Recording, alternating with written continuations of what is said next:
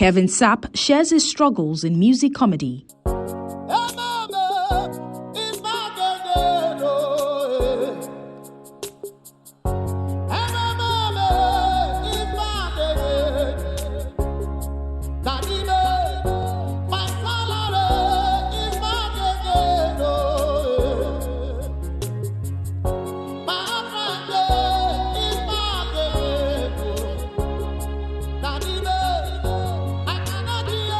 Kevin Sapp, in an interview with hiptv, shares his struggles as a music comedian and how hard it is to gain recognition as regards their originality in a stand-up dominated field. Me, Kenny Black, Josh Tiffany, being the, being the A-list music comedians so far in Nigeria, it takes a lot of work.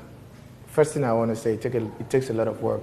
And the reason why it's not so common, why we're not getting originality in music comedy, because there's one thing you need to know. Music comedy is not just about entering the studio and changing the original song. No. You have to make sure that the original song you are changing to what you are changing it to becomes sweet. Okay, we still have this Kabusa choir guys. I just remembered them. So the thing is, why we don't have much of them is because most of the music comedians that I've met so far that will be like, bros, I do music comedy, I want to mentor you, I want to do this. I try to ask them, okay, if you do music comedy, let's take this song as an example. Go, work on it, let me hear what you have to say. Most of them go and come back, and when they start singing it, I'm like, no, listen to what we've done. Listen to what you are doing. Say, hey, bros, una own una get the voice. It's not about una get the voice. First music comedy we actually listen to, those people didn't have the voice. They just understood rhythm, they understood timing of music. For you to do music comedy, first of all, you must have an insight of music. It's not just come and sing. You must understand progression of keyboard. You must understand progression of song. So when you want to change the thing, you know what you are changing to. But most of them now, they started using filter voice, using this, making the thing look like child play. It's a lie. Music comedy is not child play. It's big business and it's serious business. So those ones that really want to do it, take your time. As you are growing, get a producer. You need a producer to produce what you want to change the song to. You cannot just carry the original song and just go and ad-lib on top it. You start making it look like it's a joke. And we're trying to create some of them, though. We're trying. I have about 2 of them that performed in my show in December 2020. They did very well. Like, I think most of you that have watched the show on hiptv, you must have seen the 2 of them. 2 young boys, they did very well. So they are, I've told them this is how music comedy is. You take time to check the original song, then rewrite. Most times in the original song, what you would even take out, final pass, the chorus, and maybe the first solo. You use it to create your own music comedy. Just find the part of the song that sounds funny. That's where the music comedy is inside the song. So it's easy when you've mastered it, but when you are starting, it's hard.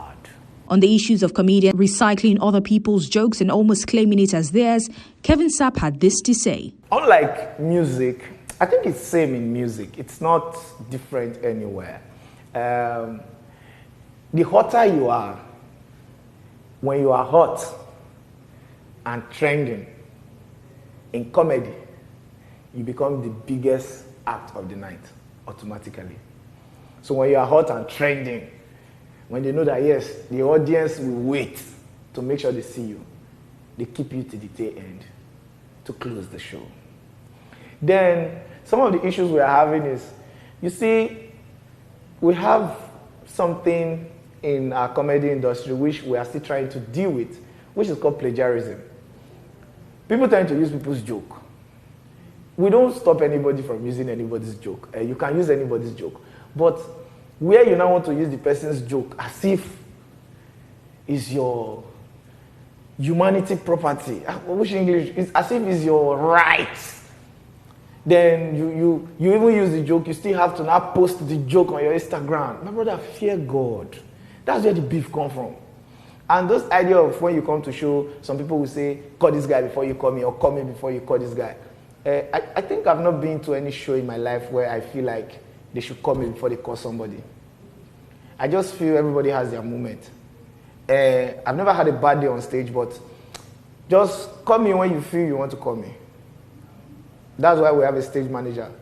But sometimes during shows, we get, especially in quotes, some senior colleagues.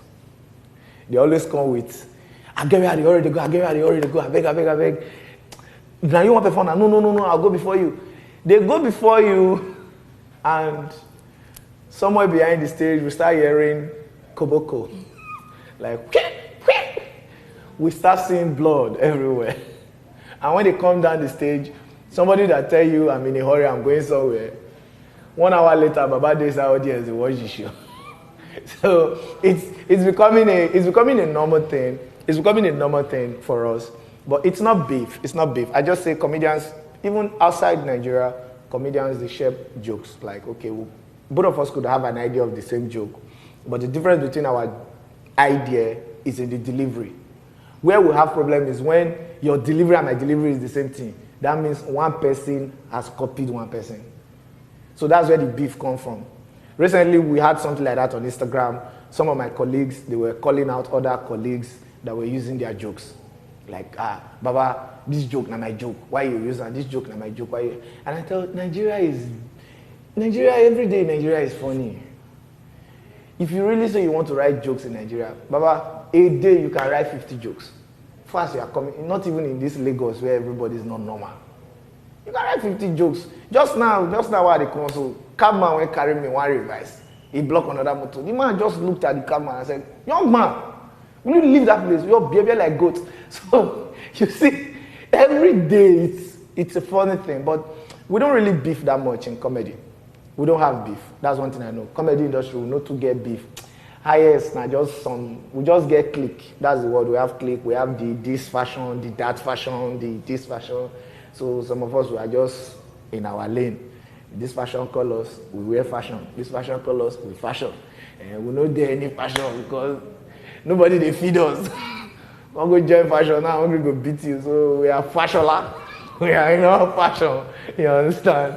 So it's basically what we're suffering, but I believe with time we'll get it right. We'll surely get it right, for real. On what to expect from him soon, Kevin Sapp says he's planning his homecoming show, as it has been 10 years since he had a show in his hometown. Recently, for the past few months, I've been trying to set up me and my team, we've been working on producing my homecoming event. And it's been 10 years since I did an event in my town in Delta State. I'm actually from Delta, Ughelli to be precise.